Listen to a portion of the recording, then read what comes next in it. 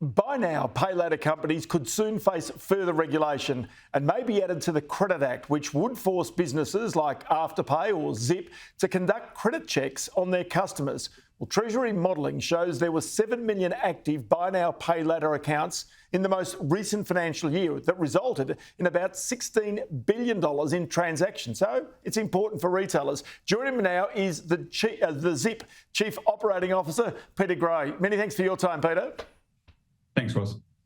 I just want to raise one parallel, noting what's taken place in the cryptocurrency sector, a new emerging sector. And clearly, in the wake of FTX, everybody's now talking about more regulation, better regulation. The local exchanges are talking about this.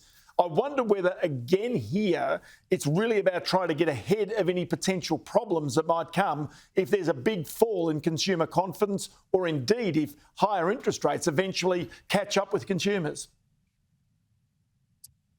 Yeah, look, I'm not sure I'd draw the parallels, in the example referred to. I think it's more a reflection of the maturity of the industry and the amount of adoption. I mean, 1 in 3 Australians or 7 million Australians have used a buy now, pay later product in the last financial year. So I think it's really more a reflection of the maturity of the industry and, the need to deliver confidence, consistency and transparency that, should give consumers and all stakeholders confidence in the industry. Okay, so then pretty simple thing here. Is a buy now, pay later agreement, is it a credit contract or is it not, in your opinion? Oh, look, it's most definitely a credit contract. It's, uncertain who's putting forward the proposition that it's not credit. I think we've always taken the view that it's credit. There are different forms of credit in the Australian society. There are some forms that are regulated for the purposes of the National Credit Code, and there are some that are unregulated. But I think in this instance, we're advancing funds to a retailer on behalf of a consumer that's repaid. There can be no doubt that that's a form of credit. So how do we ensure that a person who is receiving that credit is credit worthy, that they're not doing themselves harm? How do you make certain that the standards are sufficient to ensure no harm is being done to the consumer? Yeah, so we've always adopted a much higher standard than our competitive peers with regard to that proposition. We are a licensed and regulated credit provider. We've done ID credit and affordability checks on all of our customers since day one. I think in response to some early requests for consistency, the industry formed an industry body code, which was probably appropriate for a less mature industry, which did outline some minimum requirements with regard to that affordability assessment.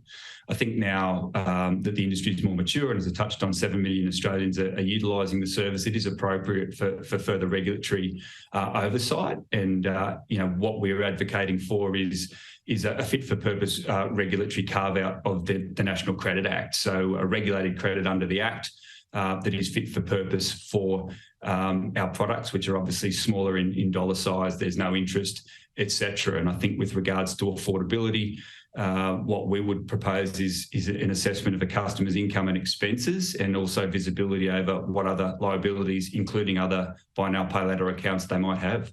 Because you'd already put some standards in place in terms of the minimum amount of credit, or rather the maximum amount of credit a person could take out, that there would be credit checks on people. Because after all, this is about ensuring your security, your safety as a business, as well as ensuring the security and safety of the consumers that would deal with your business. Yeah, that's right. As I touched on, we've always held ourselves to a higher account and done credit checks on every single customer since inception. To some degree, credit checks are more a commercial lens that a credit provider might undertake to ensure the commercial risk of that decision. I think where the responsibility aspect comes from is the affordability component. So when you're undertaking affordability checks, you are also ensuring that a customer, has the capacity to be able to comfortably afford those repayments, and you're not putting them in a position that they shouldn't be put in. So it was always presumed in some cases that, look, if there was a credit card behind it, or if there was some other payment form behind it, somebody else would do the credit assessment. Somebody else would ultimately take the risk. But what you're saying here is that, given the fact that you would charge fees, late fees for people who don't pay on time, that it really is also up to you to take responsibility and not just, if you like, push it back to the credit card or the debit card issuing company.